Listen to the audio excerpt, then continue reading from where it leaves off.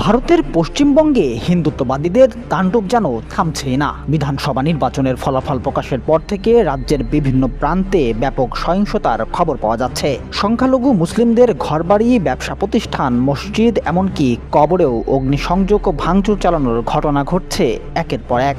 হিন্দুত্ববাদী উগ্রপন্থীদের এই কর্মকাণ্ডে স্থানীয় মুসলিমদের মধ্যে চরম আতঙ্ক ও নিরাপত্তাহীনতা বিরাজ করছে। বিভিন্ন আন্তর্জাতিক সংবাদ মাধ্যম ও স্থানীয় মানবাধিকার সংস্থাগুলোর তথ্য অনুযায়ী উত্তর ও দক্ষিণ 24 পরগনা, মালদা, মুর্শিদাবাদ সহ অনেক এলাকাতেই উত্তপ্ত পরিস্থিতি বিরাজ করছে। অভিযোগ উঠেছে যে নির্বাচনের জয়লাভের পর বিজয় মিছিলের আড়ালে একদল উগ্রপন্থী বেশ কিছু মসজিদে ভাঙচুর চালিয়েছে। অনেক জায়গায় মুসলমানদের পুরানো কবরস্থানে আগুন ধরিয়ে দেওয়ার মতো অমানবিক ঘটনাও ঘটেছে। মুসলমানদের বাড়িঘর, ব্যবসা প্রতিষ্ঠান, অফিস, স্থাপনায় ভাঙচুর ও অগ্নিসংযোগ করা হচ্ছে। বুলডোজার দিয়ে গুড়িয়ে দেওয়া হচ্ছে মাংসের দোকান। বেছে বেছে মুসলিমদের ওপর হামলা করা হচ্ছে। বাদ যাচ্ছে না নারী, শিশু, বৃদ্ধরাও। আক্রান্ত পরিবারগুলোর দাবি, পরিকল্পিতভাবে তাদের ঘরবাড়ি ও ব্যবসা প্রতিষ্ঠানে লুটোরাজ চালানো হচ্ছে যাতে তারা এলাকা ছেড়ে চলে যেতে বাধ্য হন। মানবাধিকার কর্মীদের মতে রাজনৈতিক প্রতিহিংসার আড়ালে সুকৌশলে সাম্প্রদায়িক উত্তেজনা ছড়ানোর চেষ্টা করা হচ্ছে।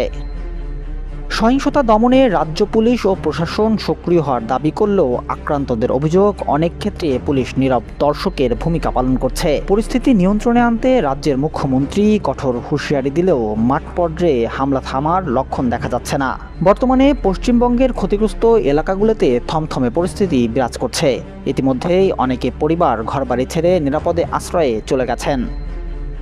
পশ্চিমবঙ্গের বিজেপি নেতা শুভেন্দু অধিকারীর বক্তব্য এই পরিস্থিতিকে আরও উস্কে দিয়েছে। ভোটের পর তিনি বলেছিলেন মুসলমানরা তাকে ভোট দেয়নি। তিনি আরও একাধিক উস্কানিমূলক বক্তব্য দেওয়ার পর হিন্দুত্ববাদীরা আরও উগ্র হয়ে ওঠেন। একই সাথে কেন্দ্রীয় স্বরাষ্ট্রমন্ত্রী অমিত শাহর মুসলিম বিরোধী বক্তব্য আগুনে ঘি ঢেলেছে বলে মনে করছেন মানবাধিকার কর্মীরা, যা শুধু স্থানীয় উত্তেজনাকেই বাড়িয়ে দেয়নি, বরঞ্চ আঞ্চলিক স্থিতিশীলতাকেও হুমকির মুখে ফেলেছে। সুবর্ণভূমি ডেস্ক, যশোর।